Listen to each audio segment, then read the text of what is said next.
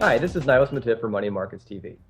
I've talked about inflation-protected bonds many times, including both Treasury inflation-protected securities, or TIPS, and also I-bonds. I just told my Income Superstar subscribers that I don't believe TIPS offer compelling bargains at the moment, but I-bonds are still a great way to get a very nice return with virtually zero risk, especially if you bought them before October turned to November. Before I explain, let's back up a bit. I-bonds are officially known as Series I savings bonds. Like the better-known Series EE savings bonds, they're not marketable securities. That means you can't sell them on the open market, so their value doesn't fluctuate.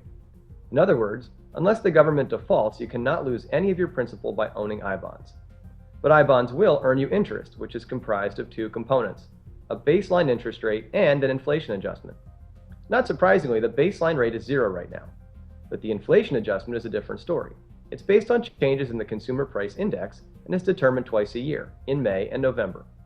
The rate determined in May was 2.3%, or 4.6% annually. Well, that rate is no longer available. Today, the new rate is coming out, and I expect it to be 3.08% annualized. That's still far better than what you'll get from a one-year CD right now. And you get the same basic government backing that CDs come with. In fact, the backstop on I-bonds is even more direct, because it comes straight from Uncle Sam rather than the FDIC or the NCUA. Plus, in the case of I-bonds, your interest is exempt from state and local taxation. You can also get the income exempted from federal taxes when the proceeds are used for qualified education expenses. There are a couple caveats with I-bonds. For one, you must hold them for at least 12 months. And if you sell before you've held them for 5 years, you'll forfeit the most recent 3 months of interest.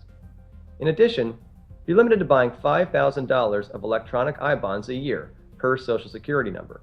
But if you have a couple family members, you can load each one up with some. Moreover, you can currently buy another $5,000 worth of paper I-bonds per Social Security number, but they'll cease to be available next year. Add it all up, and that's $10,000 per person in risk-free investments, producing relatively reasonable returns right now.